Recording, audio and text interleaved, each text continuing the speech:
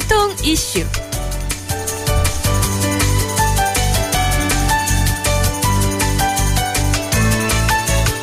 한 주간의 교통 이슈 짚어보는 시간입니다. 예. 위클리 교통 이슈 김경배 교통전문위원과 함께합니다. 안녕하세요. 안녕하세요.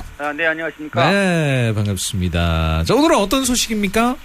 네, 이번 주는 국토교통부가 화물자동차 운송 관련 불법 행위를 적발을 했고, 또 교통안전공단은 불법 자동차 근절을 위한 유관기관 합동 워크숍을 개최했습니다. 예. 자동차 검사에서 색출된 차대번호 없는 연결차 리콜 조치 소식, 그리고 손해보험사도 1등급에서 14등급까지 있다는 내용입니다. 그렇군요. 네, 그 화물 운송 시장 질서 확립과 소비자 피해 방지 차원에서 화물 자동차 운송과 관련된 불법 행위를 단속하고 있긴 하지만 그게 좀처럼 줄어들진 않는 것 같아요.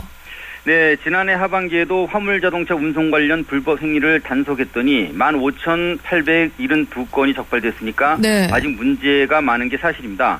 이중 주택가나 학교 주변 안전사고를 비롯해서 새벽 시간대 공회전 소음과 매연 발생 민원으로 이어지고 있는 밤샘 주차가 무려 13,283건이나 돼 더 당혹스러운 면도 없지 않는데요. 네. 예. 밤샘 주차 상습 취약 지역과 민원 다발 지역 발생 단역 중심으로 해서 안내문을 배부를 하고 또 현수막과 캠페인 등 같은 계도를 하고 있는데도 줄지 않고 있다는 게 답변입니다. 그렇군요. 이 밤샘 주차 문제도 그렇고 공영차고지 또 화물차 휴게소 뭐 이걸로도 해결하기 어렵겠습니다만 자가용 영업 또 불법 개조차 운행은 더 이게 위험할 것 같은데요.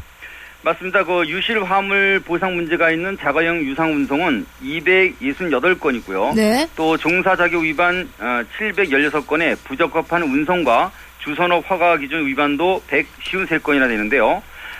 자가용 화물차 유상 운정 80건과 화물차 불법 개조 13건, 그리고 무허가 영업 등 18건에 대해서는 형사 고발 조치를 했다고 합니다. 예. 아울러 그 김해와 서산, 울산 북구에 화물차 휴게소 3개소와 부산 노포와 대구 신서 등의 공영차고지 14개소를 건설 중인데 네. 과연 밤샘 주차가 줄지는 의문입니다. 이게 지속적인 궤도와 단속이 필요하다는 건데 교통안전공단도 불법 자동차 근절을 위해서 유관기관 합동 워크숍을 개최했는데요. 이건 어떤 의미인가요? 네, 국토교통부와 경찰청, 지방자치단체에서 불법 자동차 단속 업무를 하는 146명이 주 교육 대상이라고 하는데요. 네. 무려 126쪽의 불법 자동차 단속 업무 매뉴얼 배포에다가 주 단속 대상이 되는 운전자들도 쉽게 이해할 수 있도록 하기 위해서 공단 홈페이지에도 이것을 이제 게재한다고 합니다. 예.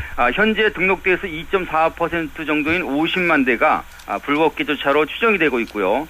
또 매년 5만 대 이상의 불법 개조차들이 도로를 달리는 상황인데 네. 전문 인력이 턱없이 부족한 현실을 보완하자는 뜻인 것 같습니다. 예. HID 전조등 불법 개조는 교통사고 유발 가능성이 크기 때문에 실무 기반 단속이 중요하다는 점에서 불법 자동차 해외 사례 등에도 초점이 맞춰진 것 같습니다. 네. 네. 다 이 도로의 안전을 위해서인 건데 이것도 불법 개조하는 사람들이 참 문제인 것 같습니다.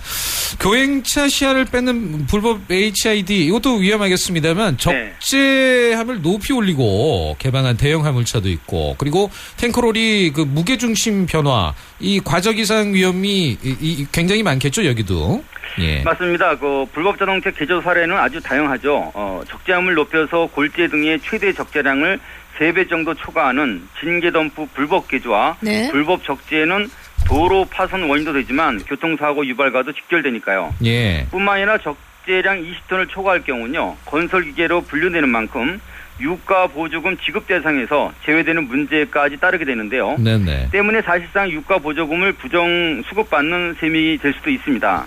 또 윙바디와 철탑 적재함 상부 개방 같은 과적도 도로 파손에 또 제동거리까지 길게 하는 위험 요소가 있고요. 예. 또 선회할 때 적재물이 도로에 쏟아져 2차 사고를 내는 전복 사고의 우려까지 크다고 합니다.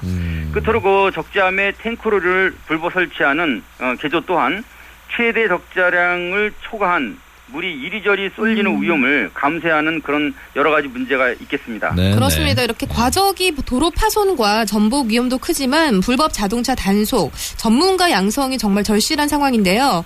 어떻게 차례 번호 없는 차가 어떻게 운행을 할 수가 있었을까요? 네. 그 트레일러로 통칭되고 있는 연결 자동차 1166 6대를 적발해서 니콜 조치한 것인데요. 네. 그런데 화물을 많이 실는 그 연결 상용 자동차가 아니고 오토 캠핑용으로 활용되는 작은 그런 소형형입니다.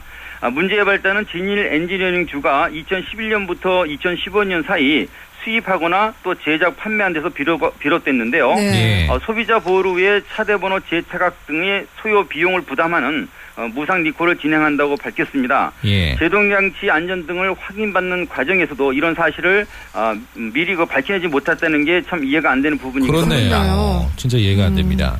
차보다도 이 캠핑 트레일러 폭이 더 넓어도 위험을 좀 느낄 수 있을 텐데 별도 보험은 가입을 하고 운행을 하는지 모르겠어요. 물적 담보에 대한 보장 가입 비율은 어떻습니까?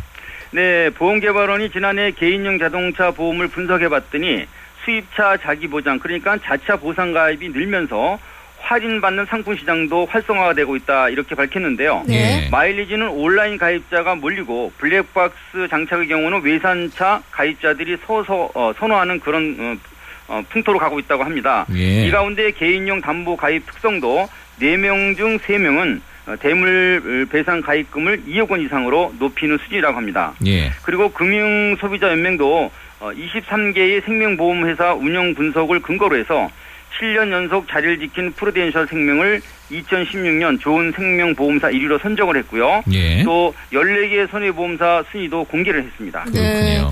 예. 요즘 자살도 보상받는 판결이 나왔지만 보상의 책임까지 미루는 이 자동차 보험사도 많기 때문에 맞아요. 예. 정말 질 좋은 보험사에 가입하는 것 정말 중요하지 않습니까?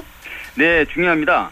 그래서 2016년 좋은 손해보험사 순위평가를 제가 준비해봤습니다. 네. 아울러 소비자가 보험사를 선택할 때 안전성을 먼저 고려해야 하고 그 다음에 이제 소비자성, 건전성, 수익성 등의 순위 비중을 둬야 한다고 이런 주장을 하고 있습니다. 예. 40%를 차지한 안전성에 있어서는요.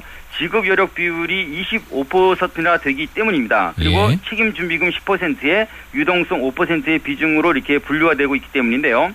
이런 안전성과 소비자성을 보는 종합순위 1위에는 14년 연속 삼성화재가 지키고 있다고 합니다. 예. 농협 손해는 전년에 이어 2위를 고수하고 있는 반면에 현대해상의 경우는 3위에서 5위로 밀려났고요. 동부화재가 3위를 잇고 있는 가운데 메리츠 화재는 전년 6위에서 4위로 2단계 승급하는 기회까지 얻었다고 하는데요. 예. 하지만 아쉽게도 흥국화재는 10위에서 13위로 하락을 했고요. 네. 롯데손해 또한 전년 13위에서 최하위인 14개 선보사의 마지막인 14위로 이렇게 밀려났다고 합니다. 그렇군요. 이런 어떤 평가들을 좀 기준으로 해서 네. 우리 또 소비자들이 현명한 선택을 해야 될 것 같습니다. 자, 오늘 말씀 잘 들었습니다. 네, 감사합니다. 네, 고맙습니다. 위클리 교통 이슈 김경배 교통전문위원과 함께했습니다.